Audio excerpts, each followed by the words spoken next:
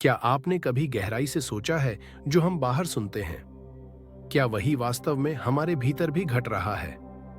गुरु प्यारी संगत जी, यही वह प्रश्न है जहां से आत्मा की भीतरी यात्रा आरंभ होती है। यह यात्रा सुमिरन से शुरू होकर ध्यान की सीढ़ियां से होती हुई भजन की गहराइयों तक पहुंचती है, जहां आत्मा स्वयं शब्द से मिलने चल पड़ती है। भजन की असली विधि क्या है? ध्यान करते करते वर्षों बीत गए, फिर भी शब्द धुन सुनाई क्यों नहीं देती? क्या कोई विशेष सावधानी है जो हमें जाननी चाहिए? इन्हीं प्रेम भरे प्रश्नों के उत्तर में आज मैं आपके समक्ष फिर उपस्थित हूँ, न केवल कुछ जानकारी लेकर, बल्कि एक ऐसा अनुभव साझा करने के लिए जो आत्मिक जागरण की नींव रखता है। इस वीडियो में हम जिन रहस्यों को खोलेंगे, वह केवल सुने जाने के लिए नहीं, भीतर उतरकर जीने के लिए है। और जब आप इन बातों को मन और श्रद्धा से अपनाएंगे, तो शब्द धुन खुद ब खुद सुनाई देने लगेगी। क्योंकि भजन कोई साधारण क्रिया नहीं, यह एक साधना है, एक सेतु है जो आत्मा को परमात्मा से जोड़ता है। आमतौर पर हम जो ध्वनि बाहर से सुनते हैं उसी को सच मान लेते हैं, लेकिन संतों ने कहा है, बाहर केवल छाया है, वास्तविकता भीतर है। भजन का अर्थ है उस आंतरिक ध्वनि को पहचानना जो परमपिता परमात्मा से आती है, जिसे हम शब्द कहते हैं, जिसे हम नाम से पुकारते हैं, जिसका सुमिरन हम हर पल करते हैं। गुरुद्वारे में दिया गया नाम, वही दिव्य मंत्र जब भीतर उतरता है तो एक नई यात्रा शुरू होती है। और यह नाम केवल दोहराने के लिए नहीं, जीने के लिए है। क्योंकि जैसे बाहर कोतवाल पहरा देता है, वैसे ही परमात्मा का दिव्य पहरेदार हमारे भीतर भी है, जो हमें भजन के माध्यम से सुनाई देता है, दिखाई देता है।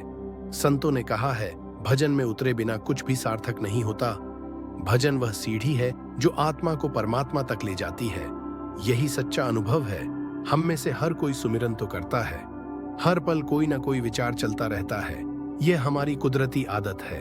पर जब हमें गुरु से नाम दीक्षा मिलती है तो कहा जाता है, अब इस नाम का सुमिरन करो। परंतु होता क्या है, हम उस नाम के साथ भी संसार की ही धुन जोड़ लेते हैं। अब यही है वह मोड़ जहां से साधक को ध्यान की ओर मुड़ना होता है।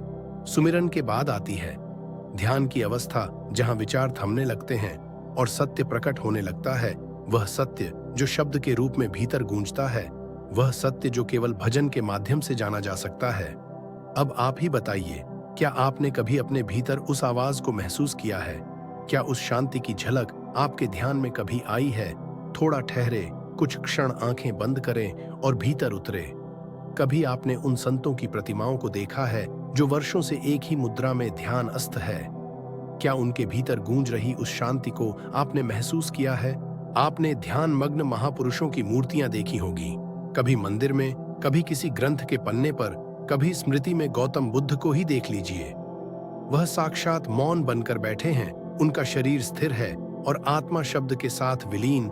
महाराष्ट्र के संतों का इतिहास उठाइए, आप पाएंगे कि वे केवल बैठे नहीं थे, वे भीतर उतर चुके थे। लेकिन क्या हम ध्यान की उस अवस्था में बैठ पाते हैं? बहुत कम समय के लिए भी नहीं। यह वही स्थान है जहां साधना का पहला सच सामने आता है। जो ध्यान में स्थिर नहीं हो सकता, वह भजन में आगे नहीं बढ़ सकता। भजन कोई बाहरी क्रिया नहीं, यह भीतर उतरने की एक धीमी मौन यात्रा है। ध्यान की सीढ़ी से उतरकर ही आत्मा उस स्थान तक पहुंचती है जहां शब्द सुनाई देता है। इसलिए प्रिय साधकों, पहले सावधानी यही है, अपने आप को भजन के लिए तैयार करना। सुमिरन के लिए तो हम तैयार रहते हैं, लेकिन भजन के लिए नहीं। और यही कारण है कि हम उस गहराई को नहीं छू पाते। इस यात्रा के लिए एक संकल्प जरूरी है, एक स्पष्ट प्रेमपूर्ण इरादा। मैं आज से भजन में बैठूंगा, कम से कम आधा घंटा, और धीरे धीरे 1 घंटा, 2 घंटा, जितना भी भीतर की पुकार मुझे बैठने दे। यह संकल्प आपकी आत्मा को ऊर्जा देगा। भजन में पहला कदम यही है, तैयारी और फिर तत्परता। लेकिन जैसे ही हम बैठते हैं, एक भ्रम शुरू हो जाता है। ये धुन शायद बाएं कान से आएगी नहीं, शायद दाएं से। और फिर हमारा ध्यान इधर उधर भटकने लगता है। पर सुनिए, ये आवाज कहीं बाहर से नहीं आती। परमात्मा के घर की आवाज है, वह कहीं से भी आ सकती है, लेकिन टिकती है केवल वहीं जहां ध्यान स्थिर होता है। ध्यान को कानों में मत दौड़ाइए, उसे आज्ञा चक्र पर टिकाइए, जहां शांति का द्वार खुलता है। जब ध्यान स्थिर होता है तो सुमिरन अपने आप शांत होने लगता है। और फिर आती है वह अवस्था जिसका जिक्र कबीर साहब ने किया है, जप मरे अजब मरे अनहद भी मर जाए, सूरत समानी शब्द में तहाकाल न खाएं। यह वह अवस्था है जहां न सुमिरन की जरूरत रहती है, न शब्द की खोज करनी पड़ती है। वह अनहद स्वयं प्रकट हो जाता है और वहां काल भी कुछ नहीं कर सकता। लेकिन साधक का मन वहां तक क्यों नहीं पहुंचता? क्योंकि जैसे ही हम सुमिरन या सत्संग में बैठते हैं, नींद आने लगती है, ध्यान इधर उधर भागने लगता है। काल जो ब्रह्म माया और निद्रा का स्वामी है, वह सक्रिय हो जाता है। पर जो ध्यान के केंद्र में आ बैठा, दोनों भावों के बीच, वहां पर काल भी बेबस हो जाता है। वह गिराने की कोशिश तो करेगा, पर गिरा नहीं सकेगा। साधकों, यही है वह रहस्य शब्द का। वह कहीं से भी प्रकट हो सकता है, लेकिन हम उसे तभी पकड़ पाते हैं जब ध्यान एक जगह टिक जाए। और ध्यान का टिकना ये कोई साधारण बात नहीं, इसके लिए लंबी साधना, प्रेम और धैर्य की आवश्यकता होती है। इसीलिए सिमरन तो सभी करते हैं, लेकिन सच्चा भजन वह केवल वीरलय साधक ही कर पाते हैं। और जो करता है उसे केवल कोई ध्वनि नहीं सुनाई देती, बल्कि भीतर की पूरी सृष्टि उसके लिए प्रकट हो जाती है। पर जैसे ही साधक उस द्वार पर पहुंचता है, वहां एक नई परत खुलती है, जिज्ञासा की। ये जो शब्द है, क्या ये घंटे की ध्वनि है या शंख की या कोई और अनजानी सी धुन? मन बार बार इन रूपों में उलझने लगता है। घंटे की आवाज आई या शंख बजा? अरे, ये वही आवाज है। लेकिन समझिए, ये सब केवल आरंभिक संकेत है। यदि हम इन्हीं में अटक गए तो भीतर की यात्रा वहीं थम जाती है। जैसे जैसे ध्यान गहराता है, शब्द अपनी असली पहचान के साथ प्रकट होता है। और जब वह एक बार प्रकट हो गया तो वह वैसा होता है जैसे सूरज की पहली किरण एक बार चित्त पर पड़ जाए तो फिर अंधकार टिक नहीं सकता। वह ना रुकता है ना लौटता है, वह बस भीतर बहता रहता है, एक सतत आत्मीय गूंज बनकर। लेकिन यदि आपने अपने मन में यह ठान लिया कि शब्द तो केवल इसी रूप में आएगा, और अगर ऐसा नहीं हुआ तो कुछ गलत है, तो फिर क्या होगा? ध्यान धीरे धीरे चक्र से नीचे खिसकने लगेगा, ऊर्जा बिखर जाएगी, आप फिर से बाहरी प्रतीकों में उलझ जाओगे। यही कारण है कि कबीर साहिब ने कहा, अनहद भी मर जाए, सूरत समानी शब्द में तहा काल न खाएं कभी। वह अवस्था जहां न अनहद की पहचान शेष रहती है, न काल की पहुंच, केवल एक गहन मौन और उसमें बजता हुआ अविनाशी शब्द। यह वही कर सकता है जिसमें भीतर आग हो, वो प्यास हो जो शब्द को सुनने के लिए संकल्प ले चुका हो। सुमिरन करते रहिए, ये मुबारक है।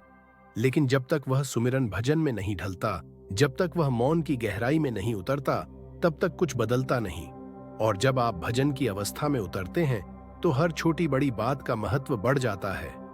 छोटी छोटी बारीकियां, वहीं तो असली साधना छुपी है। जब हम भीतर की ओर उतरते हैं, क्या हमारा शरीर भी उतना ही स्थिर होता है जितना मन होना चाहिए? भजन का मार्ग केवल मन की यात्रा नहीं है, यह तन मन और आत्मा की एक संयुक्त साधना है।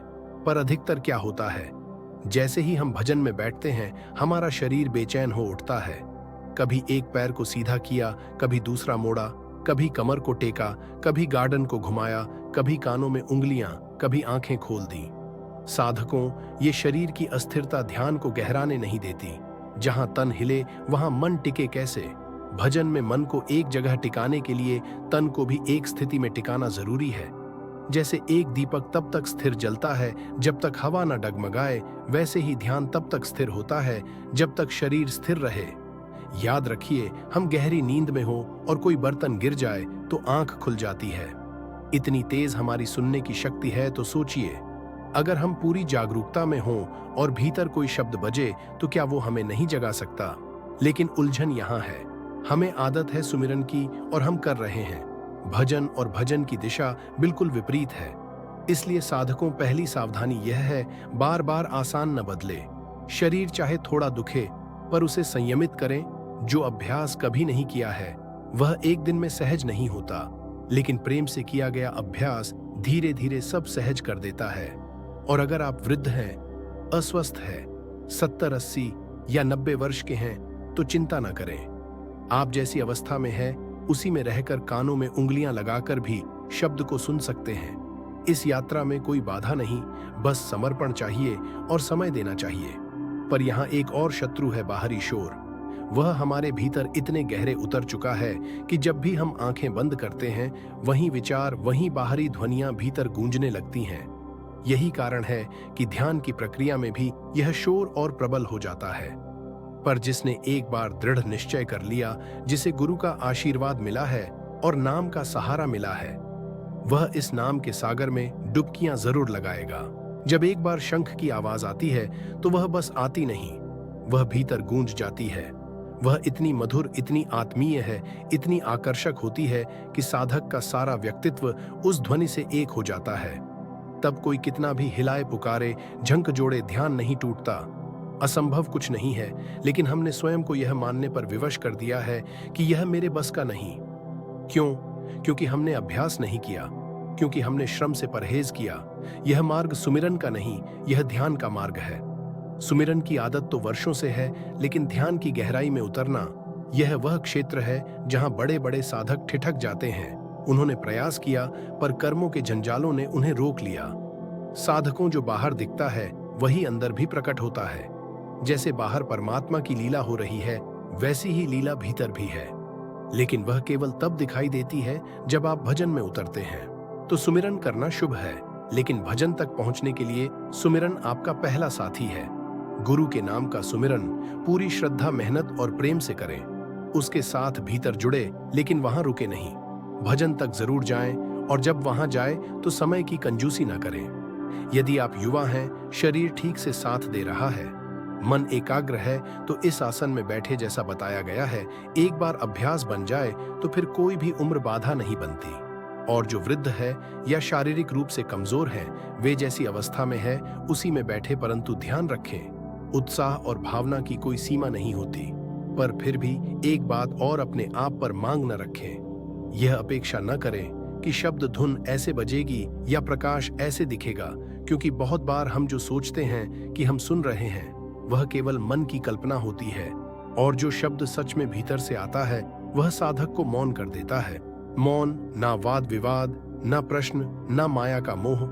शब्द सुनने वाला साधक विवादों में नहीं उलझता। धन, परिवार, माया सब उस क्षण अप्रासंगिक हो जाते हैं।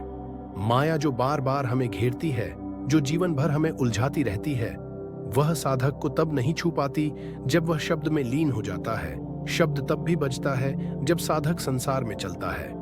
वह तब भी साथ रहता है जब हम अकेले होते हैं। अब खुद सोचिए, हम में से कितने लोग हैं जिन्हें वह दिव्य शब्द धुन सचमुच सुनाई देती है। साधकों, ये कोई कल्पना नहीं, कोई मानसिक खेल नहीं।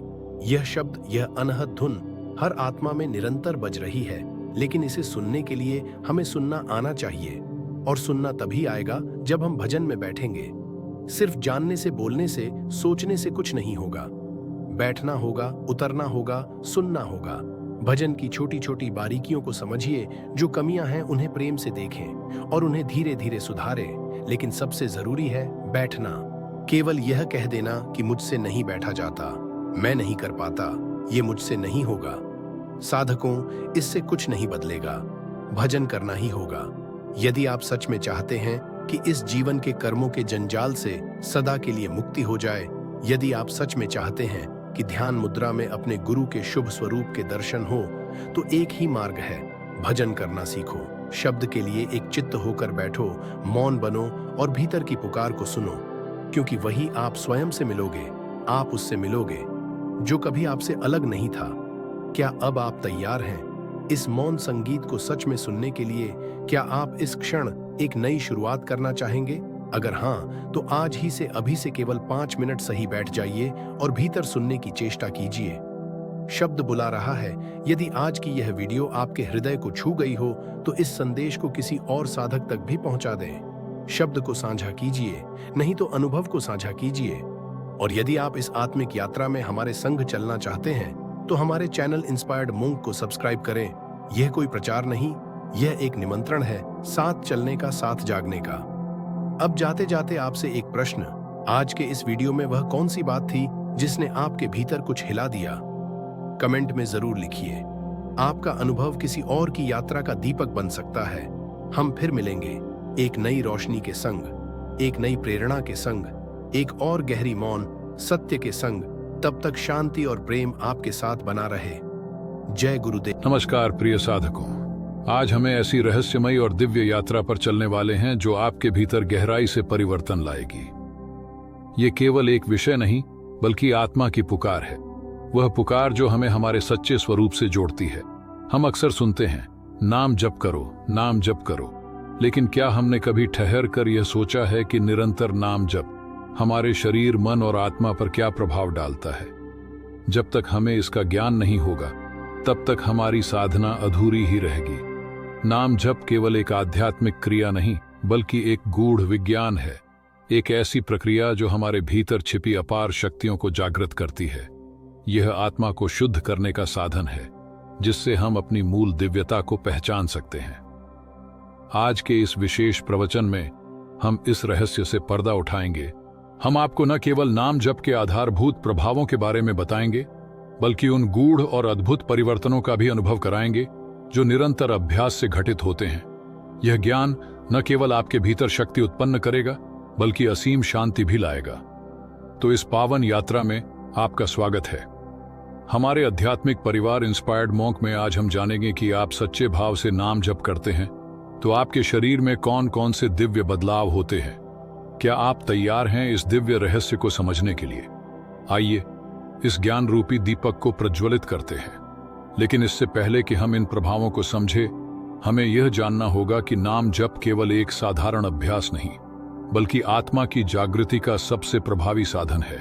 आखिर यह साधना इतनी शक्तिशाली क्यों मानी जाती है? यदि आप इस मार्ग पर नए हैं तो पहले इसका वास्तविक अर्थ समझना आवश्यक है। अक्सर हमें कहा जाता है, नाम लो, नाम जपो, लेकिन क्या हमें कभी यह बताया गया है कि क्यों यह केवल शब्दों का उच्चारण नहीं, बल्कि एक ऊर्जा प्रवाह है जो हमारी आत्मा को शुद्ध करता है और हमें परमात्मा से जोड़ता है। जब कोई साधक प्रेम और श्रद्धा से नाम जप करता है तो यह जप केवल ध्वनि तक सीमित नहीं रहता, बल्कि एक आंतरिक कंपन उत्पन्न करता है जो धीरे धीरे हमारे चित्त को निर्मल कर देता है। यही कंपन हमारे भीतर सोई हुई आध्यात्मिक शक्ति को जागृत करता है और हमें उस परम सत्य से जोड़ता है जिसे हम वर्षों से खोज रहे होते हैं। हर व्यक्ति किसी न किसी इष्ट या गुरु को मानता है और प्रत्येक साधक का एक पवित्र मंत्र होता है जो उसकी आत्मा को झंकृत करता है। कुछ लोग ओम नमः शिवाय का जप करते हैं, कुछ ओम में लीन हो जाते हैं, तो कुछ गायत्री मंत्र या महामृत्युंजय मंत्र का जाप करते हैं। कोई राम राम राधे कृष्णा ओम साईं राम सतनाम वाहेगुरु का जाप करता है, तो कोई अपने गुरु द्वारा प्रदत्त बीज मंत्र का अनुसरण करता है।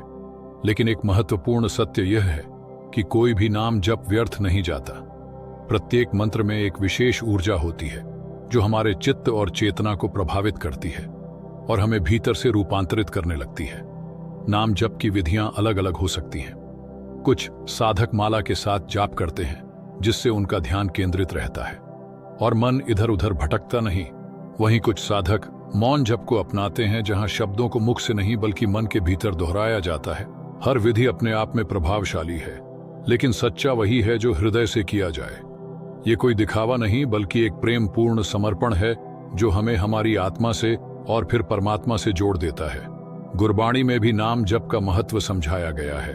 जप तप संयम धर्म न कमाइया, सेवा साध न जान हरि रैया, हरि हरि नाम न क्यों उदराइया। अर्थात यदि मनुष्य नाम जप नहीं करता तो ना तो उसकी तपस्या सफल होती है और ना ही वह किसी धार्मिक अनुष्ठान से मोक्ष प्राप्त कर सकता है। केवल हरि के नाम का जाप ही उसे वास्तविक शांति और आनंद प्रदान कर सकता है। अब एक प्रश्न आप सभी से, आपका इष्ट मंत्र कौन सा है? कौन सा नाम आपके भीतर से शांति और आनंद देता है? कमेंट में हमें जरूर बताइए, क्योंकि जब हम नाम का प्रेम पूर्वक उच्चारण करते हो तो वही नाम हमारे भीतर ब्रह्मांडीय ऊर्जा को सक्रिय कर देता है। यही ऊर्जा हमें आत्मा से परमात्मा तक की यात्रा में आगे ले जाती है। साधकों, नाम जप केवल शब्दों की पुनरावृत्ति नहीं है, ये एक ऊर्जा प्रक्रिया है, एक आंतरिक यात्रा है जो हमें बाहरी दुनिया से हटाकर हमारे असली स्वरूप से जोड़ती है। जैसे जैसे हम इस मार्ग पर आगे बढ़ते हैं, नाम जप की विधि भी बदलती जाती है। शुरुआत में हम माला लेकर मंत्र का उच्चारण करते हैं। यह एक बहुत ही महत्वपूर्ण चरण है, क्योंकि इससे हमारा मन भटकने से बचता है और नाम जप की आदत विकसित होती है। जब तक हम अपने मन को पूरी तरह से नियंत्रित नहीं कर लेते, तब तक यह विधि बहुत सहायक होती है, लेकिन यह केवल पहली सीढ़ी है। आगे हमें इससे भी सूक्ष्म स्तर पर जाना होता है। एक समय आता है जब साधक को माला की जरूरत नहीं रहती। अब मंत्र मन के भीतर चलने लगता है, बिना किसी ध्वनि के, बिना किसी बाहरी क्रिया के। इस अवस्था में जब हम बोलना बंद कर देते हैं तो हमारी आधी शक्ति जो बाहर बिखरती थी अब हमारे भीतर संचित होने लगती है। मंत्र हमारे अस्तित्व का हिस्सा बनने लगता है। कभी ध्यान दिया है कि जब कोई जलधारा शांत हो जाती है तो उसमें भीतर का प्रतिबिंब स्पष्ट दिखाई देने लगता है। ठीक वैसे ही जब हमारा जप मौन हो जाता है तो हमारे भीतर अद्भुत ऊर्जा जागृत होने लगती है। अब आता है नाम जप का सर्वोच्च रूप, जब मंत्र ना तो जीवा से उच्चारित होता है ना ही मन से। वह स्वतः ही चलने लगता है, जैसे किसी घड़ी की सुई अनवरत चलती रहती है। इसे ही अजपा जप कहा जाता है। यह अवस्था हमें धीरे धीरे समाधि के द्वार तक ले जाती है और यहीं से शुरू होता है शरीर में ऊर्जा परिवर्तन, एक गूढ़ प्रक्रिया जो हमें उच्च आध्यात्मिक स्थितियों तक ले जाती है। जब नाम जप अपनी गहरी अवस्था में प्रवेश करता है तो शरीर में सबसे पहले प्रभाव मूलाधार चक्र पर पड़ता है। यह चक्र हमारी जड़, हमारी नींव है। यहीं से आध्यात्मिक ऊर्जा उठना शुरू होती है। साधक अनुभव करता है कि गुदा द्वार के पास हल्का खिंचाव या गर्माहट महसूस हो रही है। कभी कभी यह चींटियों के चलने जैसी हल्की सनसनाहट भी हो सकती है। ये इस बात का संकेत है कि मूलाधार चक्र सक्रिय होने लगा है और ऊर्जा धीरे धीरे ऊपर की ओर उठ रही है। यह अनुभव शुरुआत में थोड़ा अजीब लग सकता है, लेकिन घबराने की जरूरत नहीं। यह कुंडलिनी ऊर्जा का पहला स्पंदन है जो यह संकेत दे रहा है कि हमारी आंतरिक यात्रा सही दिशा में बढ़ रही है। अब जरा ठहरिए और सोचिए, क्या कभी आपने ध्यान के दौरान इन रंगों को देखा है? क्या आपको सांसों की गति में कोई बदलाव महसूस हुआ है? क्या आपने कभी झटकों का अनुभव किया है? ये सब केवल संकेत है कि आपकी साधना सही दिशा में बढ़ रही है और ऊर्जा अब जागृत होकर अपने शुद्धतम रूप में प्रवाहित हो रही है। आगे हम जानेंगे कि जब यह ऊर्जा और ऊपर उठती है तो चेतना के और कितने द्वार खुलने लगते हैं। तो जुड़े रहिए और इस अद्भुत यात्रा को भीतर से महसूस कीजिए। जैसे जैसे साधक नाम जप की गहराइयों में उतरता जाता है, ऊर्जा का प्रवाह धीरे धीरे ऊर्ध्वगमन करने लगता है। यह ऊर्जा अब अपनी यात्रा में एक और महत्वपूर्ण पड़ाव पर पहुंचती है, विशुद्ध चक्र। यह चक्र हमारे गले के क्षेत्र में स्थित होता है और यहाँ ऊर्जा का प्रवाह अक्सर धीमा हो जाता है। कई साधक अनुभव करते हैं कि जब ऊर्जा यहाँ पहुंचती है तो कुछ रुकावटें आती हैं, क्योंकि इस स्थान पर संचित अवरोधों को साफ होने में थोड़ा समय लगता है। स्वाधिष्ठान चक्र हमारे भीतर संचित पुराने विकारों, भावनात्मक अवरोधों और दबी हुई ऊर्जा को धीरे धीरे बाहर निकालता है। जब यह सक्रिय होता है तो इसका पहला संकेत शरीर से अतिरिक्त जल और अशुद्धियों का बाहर निकालना होता है।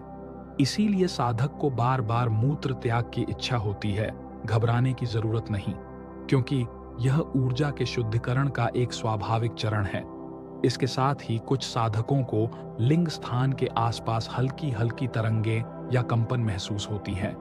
यह दर्शाता है कि ऊर्जा वहां प्रवाहित होकर जागृत हो रही है और अपने अगले स्तर की ओर बढ़ रही है। यदि यह कुछ समय तक चलता है तो साधक को इसे सहजता से स्वीकार करना चाहिए, क्योंकि यह अस्थायी है और जल्द ही संतुलित हो जाता है। जैसे जप की गहराई और बढ़ती है, साधक एक और अनूठा अनुभव करता है। रीढ़ की हड्डी के मध्य से गुजरने वाली एक अदृश्य ऊर्जा का प्रवाह।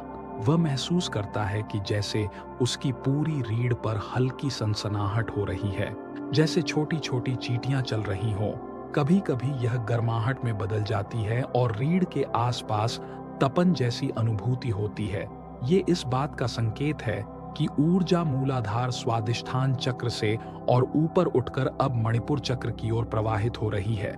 जब यह होता है तो साधक को ऐसा प्रतीत होता है कि कोई शक्ति उसकी रीढ़ के भीतर ऊपर की ओर बह रही है, जैसे किसी झरने का पानी धीरे धीरे ऊपर चढ़ रहा हो।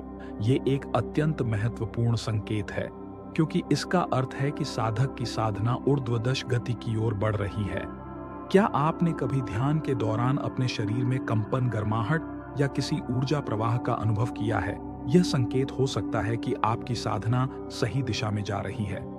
अपने अनुभव हमारे साथ साझा करें ताकि और भी साधकों को इस दिव्य यात्रा को समझने में सहायता मिले।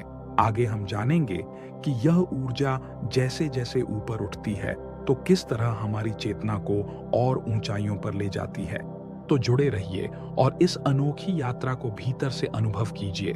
जैसे जैसे साधक अपनी साधना में आगे बढ़ता है और निरंतर नाम जप करता रहता है, उसके शरीर में और भी गहरे परिवर्तन अनुभव होने लगते हैं। यह बदलाव स्वतः ही होते हैं, बिना किसी बाहरी प्रयास के, बिना किसी जानबूझकर किए गए अभ्यास के। साधक देखता है कि उसके शरीर में अचानक ही अश्विनी मुद्रा लग जाती है, गुदा द्वार स्वाभाविक रूप से भीतर की ओर खींचने लगता है और मूल बंध सक्रिय हो जाता है। ये वह अवस्था होती है जब ऊर्जा मूलाधार चक्र से ऊपर उठकर अधिक सूक्ष्म रूप में प्रवाहित होने लगती है। साधक को कुछ भी करने की आवश्यकता नहीं पड़ती, ये अपने आप घटित होता है। जब प्रक्रिया और गहराती है तो अपने आप उड़ान बंद लग जाता है, नाभि भीतर खींचने लगती है और साधक अनुभव करता है कि शरीर भीतर से एक नए आयाम में प्रवेश कर रहा है। ये इस बात का संकेत है कि मणिपुर चक्र जागृत हो रहा है, जिसे ऊर्जा का शक्ति केंद्र भी कहा जाता है। लेकिन इस अवस्था के साथ एक और अनोखा अनुभव जुड़ा होता है, जो कई साधकों को थोड़ा विचलित कर सकता है। जैसे जैसे ऊर्जा के प्रवाह में तीव्रता आती है, कुछ साधकों के शरीर में अचानक झटके लगने लगते हैं। ये झटके डराने वाले नहीं होते, बल्कि यह संकेत होते हैं कि शरीर की ऊर्जा प्रणाली में अवरोध हट रहे हैं। जिन जिन स्थानों पर ऊर्जा का प्रवाह रुका हुआ होता है, वहां यह झटके आकर उस रुकावट को साफ कर देते हैं। यह प्रक्रिया कुछ दिनों तक चलती है, लेकिन जैसे ही शरीर इस नई ऊर्जा धारा के साथ सामंजस्य से बिठा लेता है, झटके लगने बंद हो जाते हैं और भीतर एक अद्भुत शांति स्थापित हो जाती है। इस अवस्था में साधक एक और गहरा परिवर्तन महसूस करता है। उसकी सांसों की गति धीमी हो जाती है। अब सांसें पहले की तरह तेज और उथली नहीं रहती, बल्कि वे गहरी, स्थिर और सहज हो जाती है। ये एक महत्वपूर्ण संकेत है कि शरीर और मन अब शांत हो रहे हैं और चेतना अधिक उच्च अवस्था में प्रवेश कर रही है। जैसे जैसे ध्यान और गहरा होता है, साधक को एक और अनोखा अनुभव होता है। वह अपने भीतर रंगों का खेल देखना शुरू करता है। जब कोई विशेष चक्र होता है तो उसे उससे जुड़ा रंग भीतर दिखाई देने लगता है। उदाहरण के लिए, जब मूलाधार चक्र जागृत होता है तो साधक को गहरा लाल रंग दृष्टिगोचर होता है। जब ऊर्जा मणिपुर चक्र तक पहुंचती है तो पीले प्रकाश का अनुभव होता है। धीरे धीरे यह रंग एक शुद्ध प्रकाश में बदल जाता है, जो दर्शाता है कि चक्र पूरी तरह से संतुलित और शुद्ध हो रहा है। ये सब अनुभव साधक को यह एहसास दिलाते हैं कि उसकी साधना केवल शब्दों तक सीमित नहीं है, बल्कि यह उसके शरीर, मन और आत्मा के हर स्तर पर गहरा प्रभाव डाल रही है। अब जरा ठहरिए और सोचिए, क्या कभी आपने ध्यान के दौरान इन रंगों को देखा है? क्या आपको सांसों की गति में कोई बदलाव महसूस हुआ है? क्या आपने कभी झटकों का अनुभव किया है? ये सब केवल संकेत है कि आपकी साधना सही दिशा में बढ़ रही है और ऊर्जा अब जागृत होकर अपने शुद्धतम रूप में प्रवाहित हो रही है। आगे हम जानेंगे कि जब यह ऊर्जा और ऊपर उठती है तो चेतना के और कितने द्वार खुलने लगते हैं। तो जुड़े रहिए और इस अद्भुत यात्रा को भीतर से महसूस कीजिए। जैसे जैसे साधक नाम जप की गहराइयों में उतरता जाता है, ऊर्जा का प्रवाह धीरे धीरे ऊर्ध्वगमन करने लगता है। यह ऊर्जा अब अपनी यात्रा में एक और महत्वपूर्ण पड़ाव पर पहुंचती है, विशुद्ध चक्र। यह चक्र हमारे गले के क्षेत्र में स्थित होता है और यहाँ ऊर्जा का प्रवाह अक्सर धीमा हो जाता है। कई साधक अनुभव करते हैं कि जब ऊर्जा यहाँ पहुंचती है तो कुछ रुकावटें आती हैं, क्योंकि इस स्थान पर संचित अवरोधों को साफ होने में थोड़ा समय लगता है। यह स्वाभाविक है, क्योंकि गले का क्षेत्र हमारी अभिव्यक्ति और संचार का केंद्र होता है।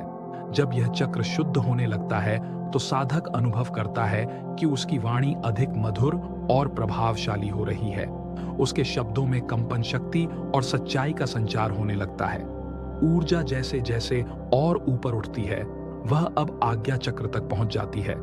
यही वह बिंदु है जिसे हम तीसरी आंख भी कहते हैं, जहां से अंतर्दृष्टि खुलने लगती है। जब साधक इस अवस्था में प्रवेश करता है तो उसे पहले एक प्रकाश का अनुभव होता है। ये प्रकाश कभी हल्का नीला, कभी बैंगनी और कभी सफेद हो सकता है। लेकिन जैसे जैसे वह इस चक्र पर ध्यान केंद्रित करता है, उसे गहरी काली गुफा भी दिखाई देने लगती है।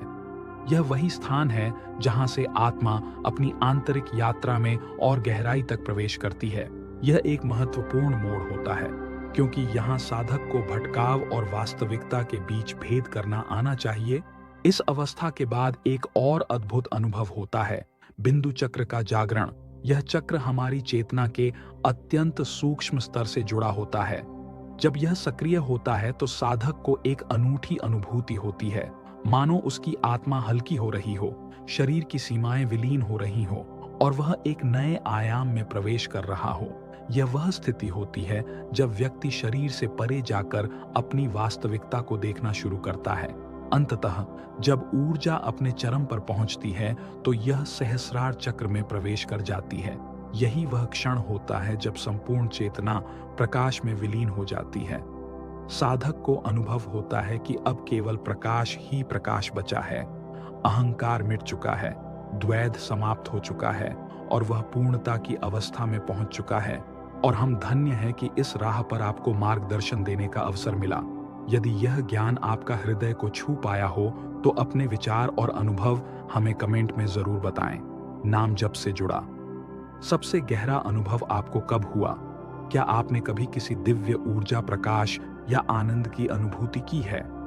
हमें कमेंट में बताएं। उनको आगे फैलाने के लिए इसे अपने प्रियजनों के साथ साझा करें ताकि और भी लोग इस प्रकाश से लाभान्वित हो सकें। हमारी इस आध्यात्मिक यात्रा में जुड़े रहे, क्योंकि यह अंत नहीं बल्कि एक नई शुरुआत है।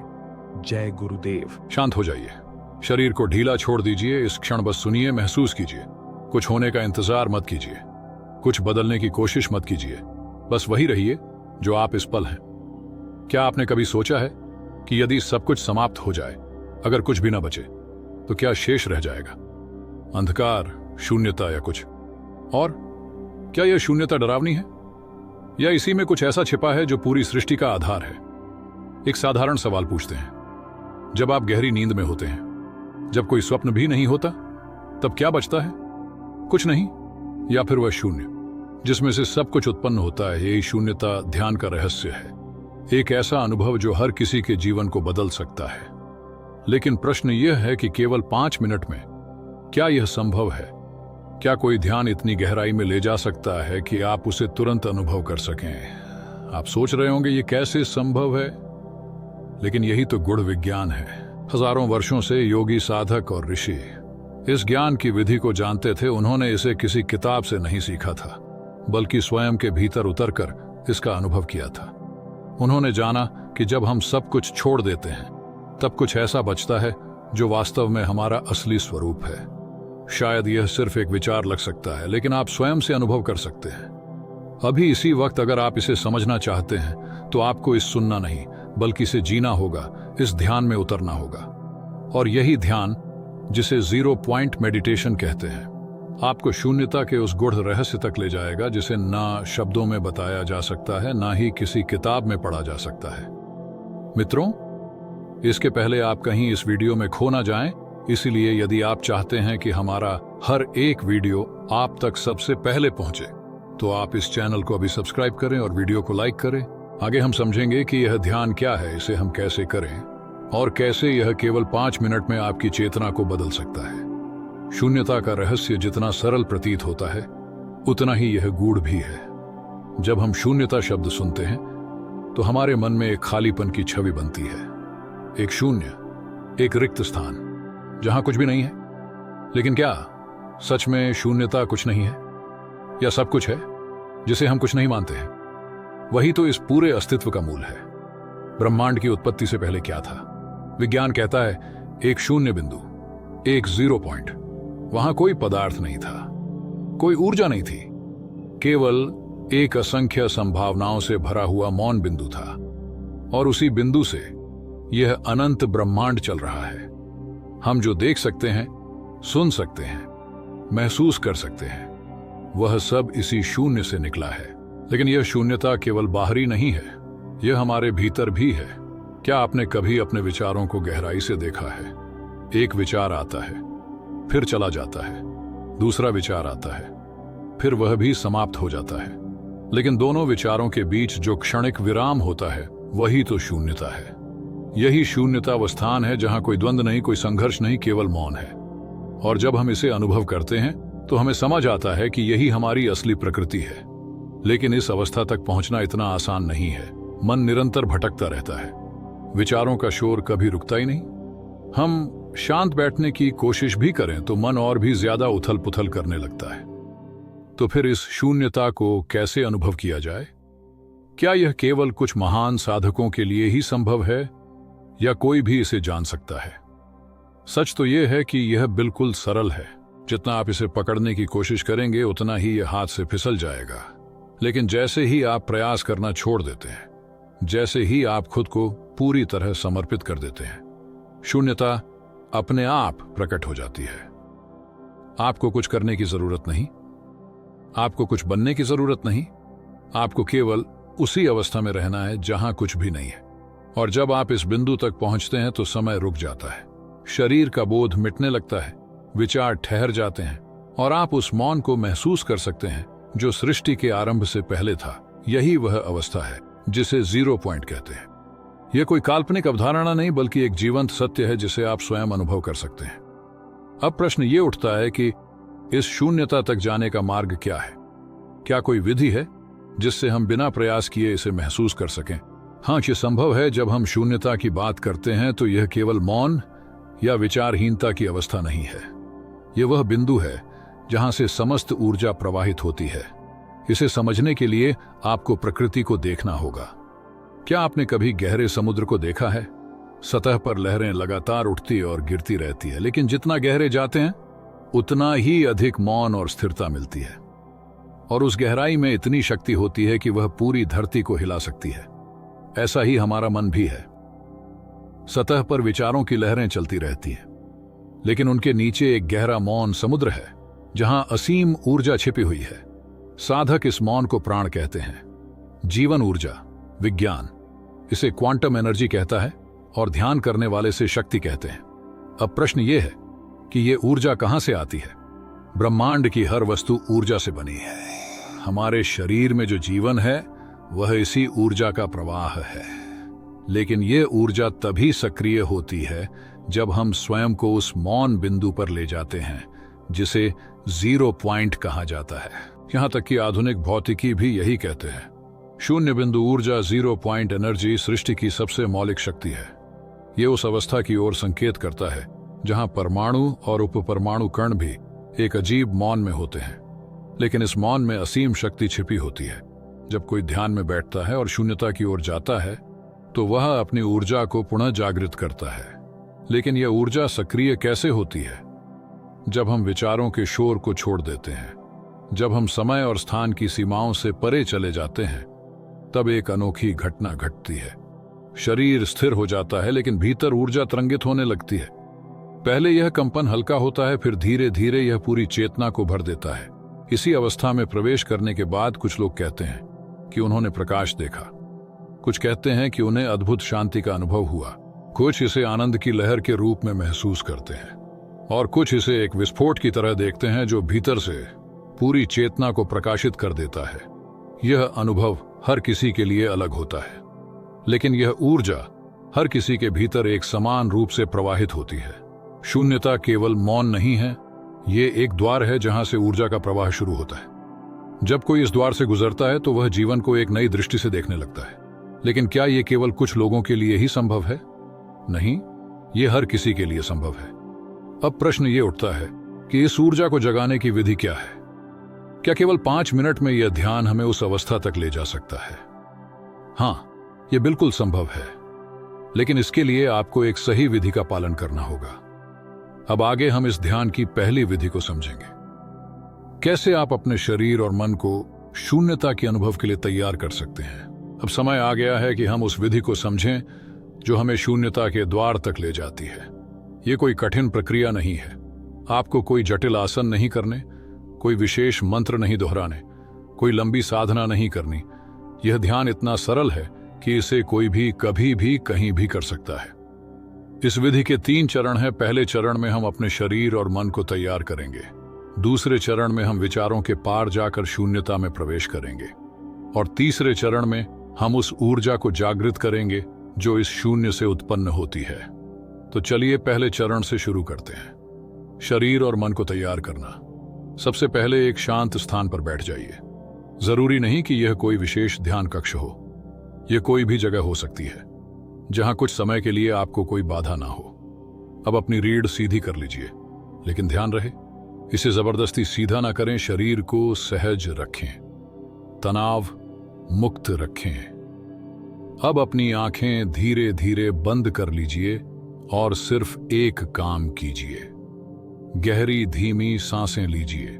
जब आप सांस लेते हैं तो केवल इस प्रक्रिया को देखें, महसूस करें कि हवा आपके भीतर प्रवेश कर रही है, और जब आप सांस छोड़ते हैं तो देखें कि वह बाहर जा रही है। बस यही करना है, कोई प्रयास नहीं, कोई जबरदस्ती नहीं, सिर्फ देखना है। जैसे जैसे आप कुछ मिनटों तक ऐसा करते हैं, आपको महसूस होगा कि आपका शरीर हल्का हो रहा है और आपके विचार जो पहले एक तूफान की तरह चल रहे थे, धीरे धीरे शांत होने लगे हैं। लेकिन ध्यान रहे, जैसे ही आप शांत होने लगेंगे, आपका मन और अधिक सक्रिय होने की कोशिश करेगा। यह आपको अजीब विचार देगा। आपको अचानक पुरानी बातें याद आने लगेंगी, लेकिन कोई बात नहीं, यह स्वाभाविक है। जब भी कोई विचार आए तो बस उसे आते जाते देखे बिना प्रतिक्रिया दिए, जैसे आप आकाश में तैरते बादलों को देखते हैं। यह पहला चरण है। जब आपका शरीर और मन इस अवस्था में आ जाए, तब आप शून्यता के द्वार पर होते हैं। अब अगला चरण और भी गहरा होगा। यह वह अवस्था होगी जहां आप 0 पॉइंट में प्रवेश करेंगे, जहां कुछ नहीं होगा, लेकिन वही आपका असली स्वरूप होगा। अब आपका शरीर स्थिर है, सांसें गहरी और सहज हो चुकी है, मन पहले से शांत है, विचार धीमे पड़ने लगे हैं। अब समय आ गया है 0 पॉइंट में प्रवेश करने का। लेकिन इससे पहले कि हम आगे बढ़ें, एक महत्वपूर्ण बात समझें। शून्यता को पकड़ने की कोशिश ना करें। यह कुछ ऐसा नहीं है जिसे आप जबरदस्ती पा सकते हैं। जैसे ही आप इसे पकड़ने की कोशिश करेंगे, यह दूर हो जाएगा। इसे ऐसे समझिए जैसे आप पानी में उतर रहे हों। अगर आप जोर लगाकर पानी को पकड़ना चाहेंगे तो वह आपकी मुट्ठी से फिसल जाएगा, लेकिन अगर आप खुद को पानी के साथ बहने देंगे तो वह आपको अपने भीतर समा लेगा। यही नियम ध्यान में भी लागू होता है। तो अब अपने पूरे अस्तित्व को सहज छोड़ दें, कोई प्रयास न करें, बस अपने भीतर उतरना शुरू करें। अब एक सरल विधि अपनाएं, मन ही मन अपने भीतर दोहराएं, कुछ नहीं, कुछ नहीं। कोई आवाज नहीं निकालनी, कोई जोर नहीं लगाना, बस यह शब्द अपने भीतर दोहराएं और उसकी गहराई में जाए। जैसे जैसे आप यह दोहराएंगे, आपको महसूस होगा कि आपके भीतर एक खालीपन उभरने लगा है। पहले यह खालीपन हल्का होगा, जैसे किसी शांत कमरे में हल्की गूंज हो। फिर यह खालीपन बढ़ता जाएगा। धीरे धीरे ऐसा लगेगा कि आप किसी गहरे कुएं में उतर रहे हैं, जहां कोई आवाज नहीं, कोई हलचल नहीं, बस मौन। और फिर एक क्षण आएगा जब यह मौन पूरी तरह घेर लेगा। यह वही अवस्था है जहां 0 पॉइंट प्रकट होता है। इस अवस्था में ना कोई विचार होता है, ना कोई भावना, केवल एक गहरा शुद्ध मौन। लेकिन यह मौन डराने वाला नहीं है। यह कोई अंधकार नहीं है, बल्कि एक अद्भुत प्रकाश है, एक अनुभव जो शब्दों से परे है। कुछ लोगों को इस अवस्था में हल्का कंपन महसूस होगा, कुछ को एक हल्का प्रकाश दिखेगा और कुछ को एक अद्भुत ऊर्जा का अनुभव होगा, जैसे पूरा शरीर हल्का हो रहा हो। यह ध्यान की सबसे महत्वपूर्ण अवस्था है। अब प्रश्न यह उठता है कि इस अवस्था में कितनी देर रहना चाहिए। उत्तर सरल है, जब तक यह स्वाभाविक लगे। पहले दिन यह कुछ सेकंड भी हो सकता है और धीरे धीरे यह समय बढ़ता जाएगा। अब आगे हम समझेंगे कि इस ऊर्जा को जागृत करने का रहस्य क्या है और कैसे स्थान का प्रभाव जीवन में एक गहरी परिवर्तन को जन्म देता है। अब आप उस बिंदु तक पहुंच चुके हैं जहां विचारों का शोर रुक चुका है, जहां केवल मौन है, जहां केवल अस्तित्व है। लेकिन यहां एक रहस्य छुपा है। यह मौन निष्क्रिय नहीं है, यह ऊर्जा से भरा हुआ है। जैसे किसी गहरे समुद्र के तल में भूकंप आने पर विशाल सुनामी उठती है, वैसे ही जब आप शून्यता में पूरी तरह समा जाते हैं तो भीतर एक ऊर्जा तरंग उठने लगती है। अब प्रश्न यह है कि इस ऊर्जा को जागृत कैसे करें। आप कुछ भी नहीं करेंगे, बस शून्य में रहेंगे।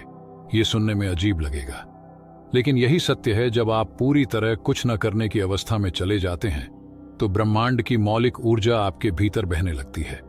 इसे महसूस करने के लिए अब ध्यान में एक और चरण जोड़ते हैं, साक्षी भाव। अब आप उस मौन को देखने लगिए। आप शून्यता के भीतर हैं, बस इसे देखें, कुछ भी नहीं करना है।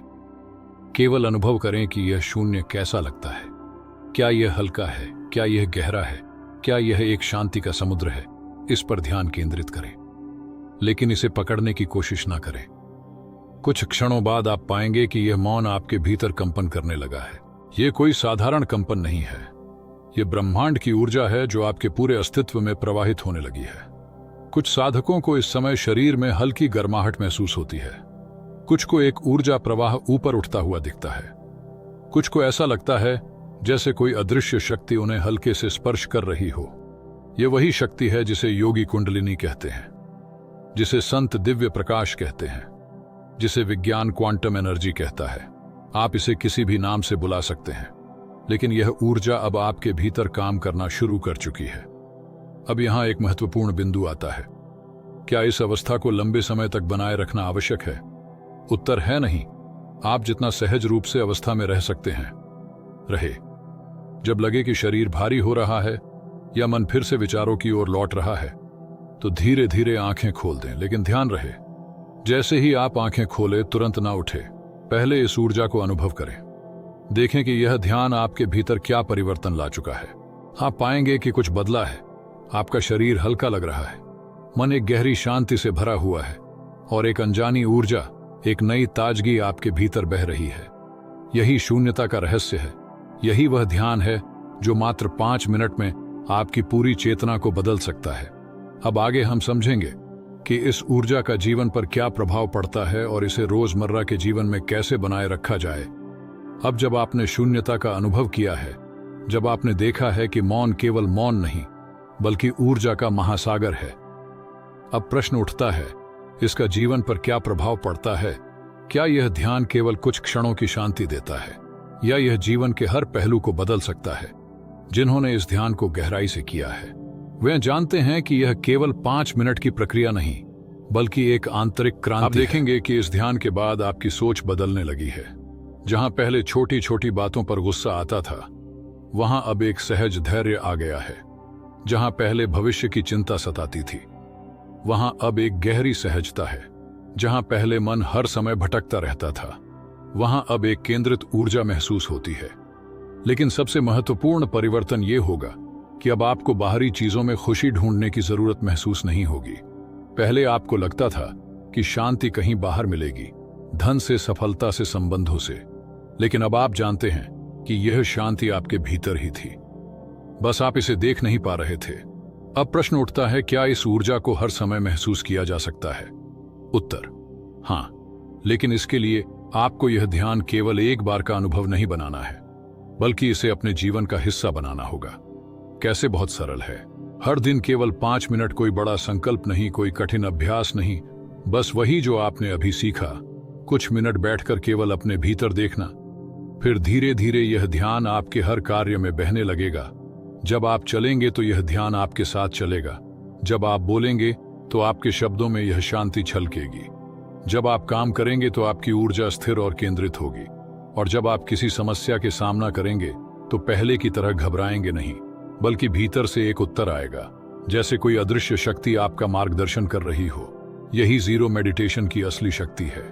यह ध्यान आपको केवल कुछ क्षणों के लिए शांति नहीं देता, यह आपके पूरे जीवन को एक नई दिशा देता है। अब हम आगे जानेंगे कि यह ध्यान समय के साथ और गहरा कैसे किया जाए और इसे एक साधारण अभ्यास से एक दिव्य अनुभव में कैसे बदला जाए। अब तक आपने महसूस किया होगा कि 0 पॉइंट मेडिटेशन मात्र एक तकनीक नहीं बल्कि एक जीवन का नया दृष्टिकोण है।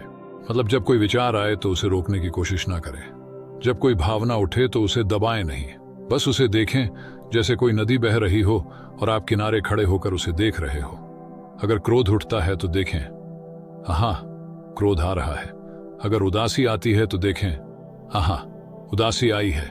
अगर मन भटक रहा है तो देखें, हाँ, मन इधर उधर भाग रहा है। जैसे ही आप साक्षी बनते हैं, कुछ चमत्कारी होता है। जो भी आप देख रहे थे वह धीरे धीरे विलीन होने लगता है। यही ध्यान की गहरी अवस्था है। यही वह अवस्था है जहां 0 पॉइंट की ऊर्जा अपने उच्चतम स्तर पर पहुंच जाती है। अब जब आप इसे अभ्यास में लाना शुरू करेंगे तो यह ध्यान सिर्फ एक क्रिया नहीं रहेगा, यह आपकी हर सांस, हर क्षण का हिस्सा बन जाएगा। फिर ध्यान करने की कोई जरूरत नहीं पड़ेगी। आप स्वयं ध्यान हो जाएंगे। आप चलते हुए भी ध्यान में होंगे, आप बोलते हुए भी ध्यान में होंगे, आप किसी से प्रेम करें तो उसमें भी ध्यान झलकेगा, आप किसी कार्य में लगे हों तो उसमें भी यह ऊर्जा प्रवाहित होगी। और यह अवस्था जब स्थायी होने लगती है तब जीवन में एक नया आयाम खुलता है। अब जीवन में कोई हलचल आपको विचलित नहीं कर सकती। अब कोई भी नकारात्मकता आपको छू नहीं सकती। अब आप केवल दर्शक बन गए हैं, ब्रह्मांड के खेल को देखते हुए, उसमें प्रवाहित होते हुए, लेकिन उसमें उलझे बिना। यही शून्यता का गूढ़ रहस्य है, यही ध्यान का परम उद्देश्य है, और यही वह अवस्था है जहां सत्य प्रकट होता है। अब ध्यान कोई अभ्यास नहीं रहा, अब ध्यान आपका स्वभाव बन गया है। अब आप 0 पॉइंट में स्थायी रूप से प्रवेश कर चुके हैं। यही वह क्षण है जब ध्यान समाप्त नहीं होता बल्कि वास्तव में शुरू होता है।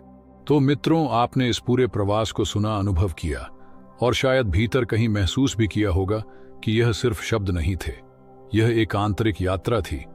शून्यता का यह रहस्य मात्र एक विचार नहीं बल्कि एक जीवंत सत्य है। एक ऐसा सत्य जो यदि समझ में आ जाए तो जीवन पूरी तरह बदल सकता है। अब आपके सामने 2 रास्ते हैं, या तो आप इसे केवल एक वीडियो की तरह देखकर आगे बढ़ जाएं, या फिर इसे अपने जीवन का हिस्सा बना लें। चुनाव आपका है। यदि आपने ध्यान को सही मायने में समझ लिया तो यह ध्यान अब आपके भीतर खुद अपना मार्ग बना लेगा। फिर कोई बाधा इसे रोक नहीं सकती। अब जब आप अगली बार अकेले बैठेंगे तो याद रखिए, कुछ करने की जरूरत नहीं, बस मौन में प्रवेश करना है। जो भी होगा वह अपने आप होगा।